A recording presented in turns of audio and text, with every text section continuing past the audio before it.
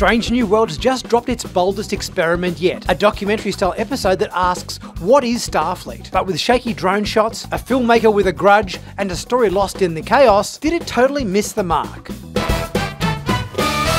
Well, hey everyone, I'm Nick and welcome back to Sci-Finatics. Today we're talking about Star Trek Strange New World, Season 3, Episode 7, entitled What is Starfleet? This episode was the documentary that Beto Ortegas has been going around and filming since the start of the season, where we finally get to see what his documentary filmmaking exploits have been up to.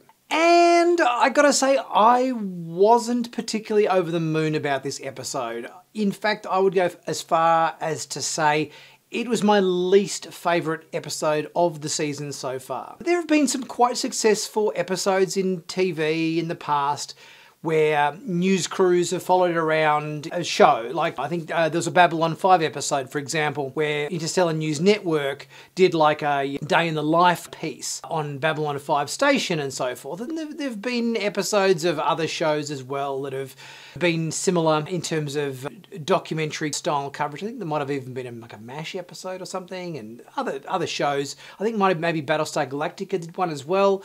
There have been a few. They've been okay. They've never been like the most mind-blowing episodes. But this particular episode, there was a lot of problems I had with this episode. And I think the main problem I had with this episode is, as a cameraman who's worked in the TV and film industry in Australia for over 30 years, I don't understand why they did away with camera people and got drones to do all the filming, because the coverage of footage in this documentary was not good. The framing, the way the drone moved around during interviews, and everything was like on a wide angle lens. It was like the worst footage imaginable in my eyes. Like, it's not how you would shoot a documentary. I think it enters into the question, for me at least, why we shouldn't allow things like AI to take control of camera coverage and things like that, because it was really bad footage. Very extreme camera angles, looking up people's noses, cameras moving around in weird ways during interviews and everything that just completely, I found very jarring. So that was my first big problem with this episode, the way it had been photographed by Beto's drone camera. I'm not quite sure how Beto got a grant from Starfleet to make this documentary, because I almost feel like if this is the quality of documentaries that this guy makes, and this is what he's done in the past, he should not have been authorised to do this. I found it very disjointed and disparate in the way it darted around and got random interviews with different characters and everything, and it was a bit disjointed, I found. It was trying to tell a point, it was also trying to get a point across that he had some bugbear with Starfleet, and all the questions that he asked and all the angles that he took were all negative angles, or trying to like do his best to throw shade on Starfleet out of some weird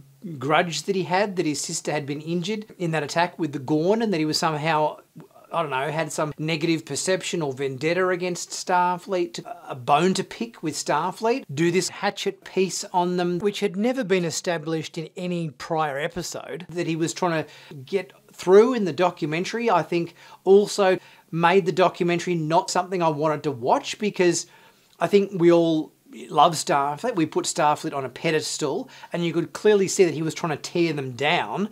So that immediately put you offside in terms of what the documentary was trying to achieve. I found it all a bit all over the place. They tried to weave in this episode the angle on the Jakaru and the Lutani, and the fact that there was this warring planets, and they were basically had taken a creature that was naturally occurring to one of their planets, and they'd modified it or genetically engineered or some collar on it that would turn it aggressive, and they were taking this creature that was naturally quite peaceful into some devastating weapon of war. I didn't mind that as a concept for this episode. I think I would have liked to see that story told not in this documentary style, because it was an interesting story. I think we've had plenty of stories in Star Trek before where they've had powerful space creatures that the crews come up against, whether it was the Farpoint Station aliens or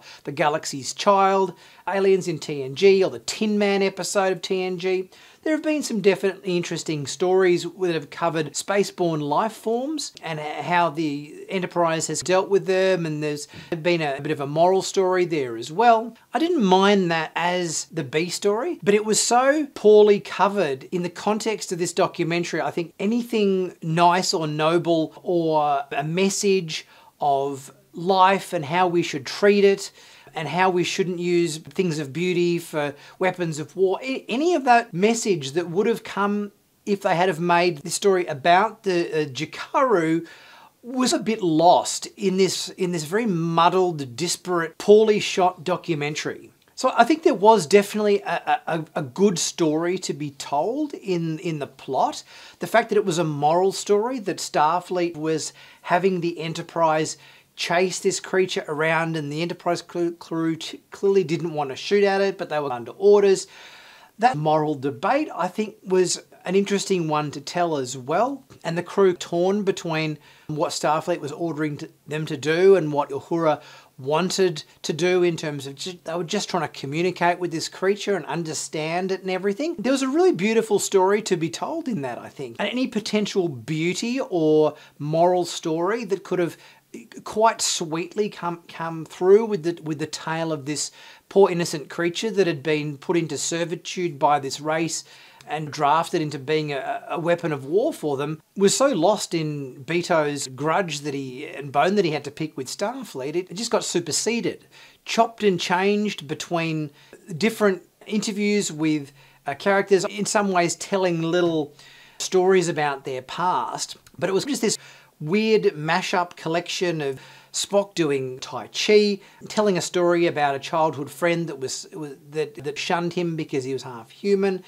And then we had moments with Mbenga talking about all these redacted information about his experiences in the Klingon War, La'an's story, and Pike talking about having to put down a horse that was injured and everything.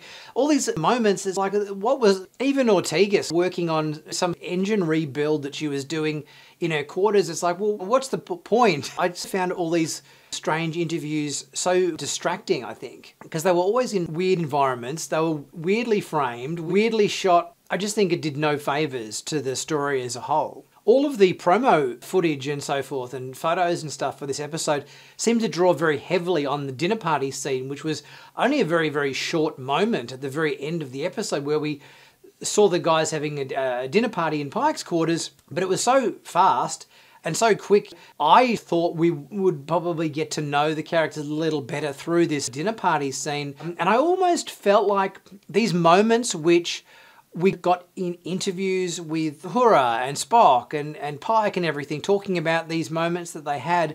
I thought we might have got moments like those told in this dinner party environment, which I think might have worked better than trying to do them as one-on-one interviews and then have the drone flying around them in a weird way or camera angles up people's noses and things that just I found a bit jarring. There's also something about the way when we weren't looking at drone footage, we were looking at, I don't know, security camera footage, or the fact that there are like poorly framed webcams built into everybody's console, but the footage is interlaced like a 1980s TV. That also struck me as a little bit odd because putting interlacing lines through footage is like very old school 80s TV look. And most of the time, I think these camera angles were as if the webcams were like built into the armrest of Pike's chair. So they were very extreme, low angle shots and everything, which weren't in any way flattering. So it was, I found it unfortunate that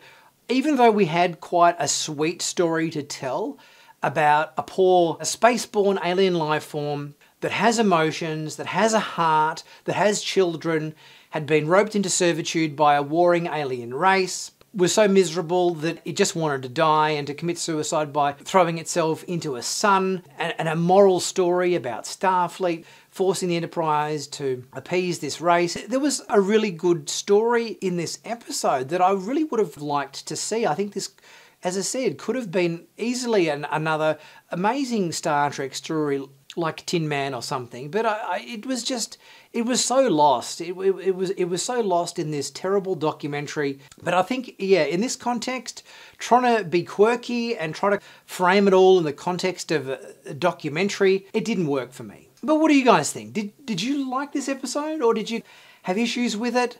Yeah, as I said, not my favourite episode of the season, and I think probably my least favourite episode of the series so far. But let me know what you guys think. Leave a thought in the comments section and we'll get chatting about that. And please, guys, check out the merch store. Plenty of cool t-shirts, much like this one, in the merch store. Hoodies, caps, mugs, t-shirts, stickers, plenty of stuff there, cool designs, always at very reasonable prices, and help support the channel immensely. I'll be back very soon with the next video. Catch you guys soon.